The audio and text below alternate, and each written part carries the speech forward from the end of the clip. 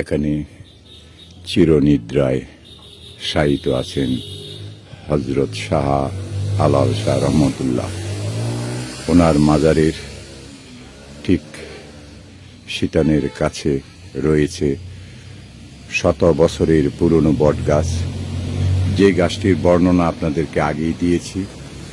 এই যে অংশ থেকে যে তিনটা ভাগ হয়েছে ত্রিফলার মতো, এই জয়েন্ট থেকে ডান পাশের ডালাটি হয়েছে বটগাছ, বাম পাশের ডালাটি বটগাছ, মাঝখানের যে ডালাটি এটা হয়ে গেছে তেঁতুল গাছ।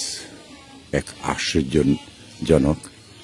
ওইখানে আরেকটি বটগাছ আছে, সেটাও শত শত বছরের পুরনো। সেখানে আমি আসছি। ধারণা করা হচ্ছে এই বটগাছের ডান পাশে যে বটগাছগুলো আছে, সেই বটগাছের শিকড় থেকে এই দুটি গাছের উৎপত্তি। এই দুটি গাছও অত্যন্ত পুরনো। এখানে যে ইটগুলো রয়েছে, হয়তো এখানে কোনো বেড় ছিল, ইট দিয়ে হয়তো বেড় ছিল। সেই ইটগুলো কত শত বছর আগের তা জানা যাচ্ছে না, কিন্তু এই ইটের আকৃতি প্রকৃতি দেখেই বোঝা যায় সেগুলো শত বছর আগের পুরনো এই ইটগুলো। এই গাছ দুটো এখানে দাঁড়িয়ে আছে, তেঁতুল গাছ।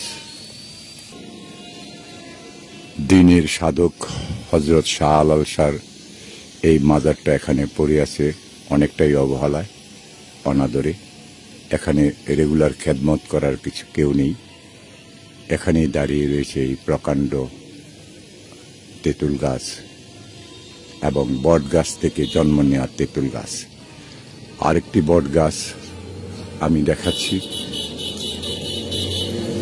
যে বট গাছ থেকে শত বছরের পুরনো এই বট গাছটি, এটা থেকেও জন্ম নিয়েছে আরেকটি গাছ, সেই গাছটিও অচেনা।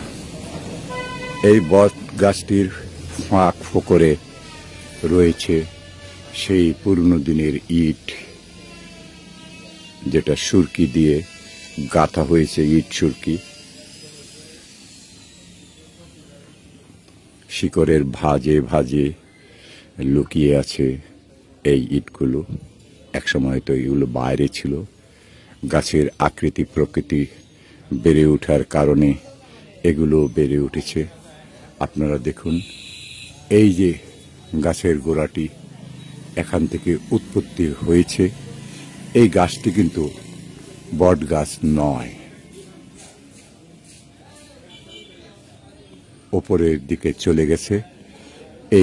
এই যে ডালা এবং প্রশাখা এখান থেকে বেরিয়ে ওপরের দিকে চলে গেছে, সেটার পাতাগুলো, এই যে দেখুন পাতাগুলো অনেকটা কাঁঠালের পাতার মতো। স্থানীয় মানুষের সাথে কথা বলে জানা গেছে তারা এই গাছটির নাম জানে না, কাজে এটার নাম দিয়েছে অচেনা গাছ, এই বেড়ে ওঠা গাছটা। আর এই প্রকাণ্ড গাছটি নাম বট গাছ। কালের সাক্ষী হয়ে, সময়ের সাক্ষী হয়ে আমাদেরকে বলে দিচ্ছেন, এখানেও আজ থেকে শত বৎসর পূর্বে, হাজার বছর পূর্বে মানব সভ্যতা ছিল। এখানে এসে ইসলাম প্রচারের জন্য, শান্তি প্রচারের জন্য ইসলামিক সাধকরা এসেছিলেন। তারই একজন এখানে শুয়ে আছেন, মহান রাব্বুল আলামিন ওনাকে কবুল করুন। আপনারা যে যেখানেই থাকুন, ভালোবাসার সাথে থাকুন, ভালো লাগার সাথে থাকুন। আলী হোসেন চৌধুরী, গোসিঙ্গা, শ্রীপুর উপজেলা, গাজীপুর।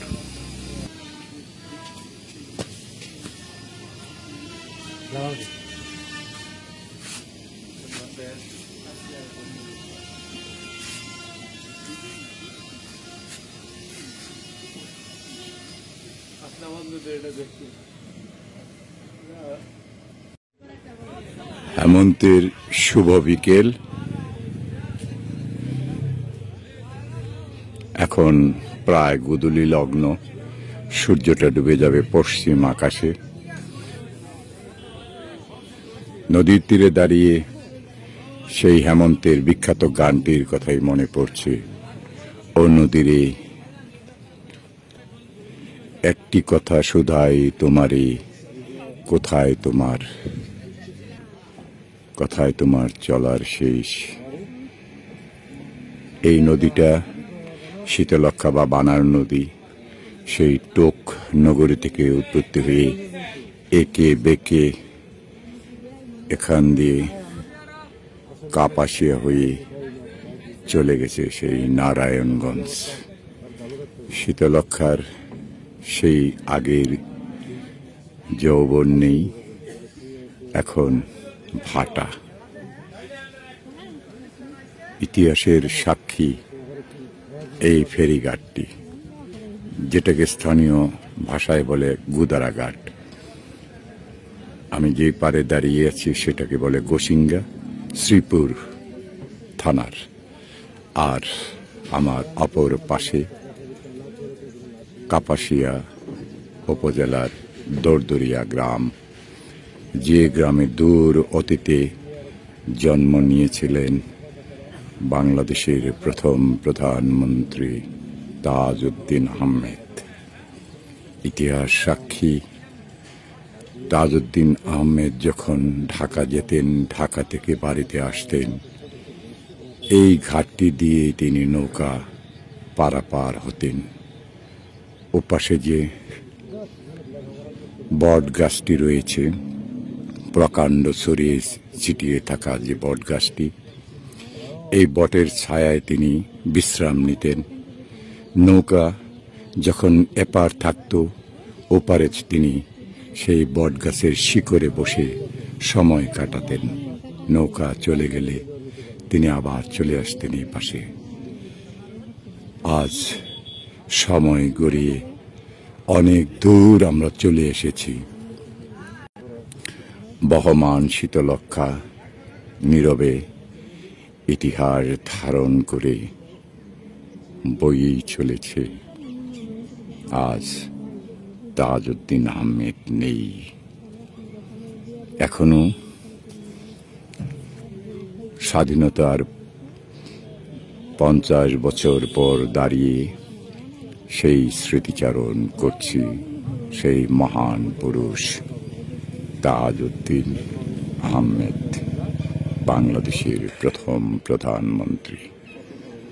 যে যেখানেই থাকুন, ভালোবাসার সাথে থাকুন, আবেগের সাথে থাকুন, ইতিহাসের সাথে থাকুন।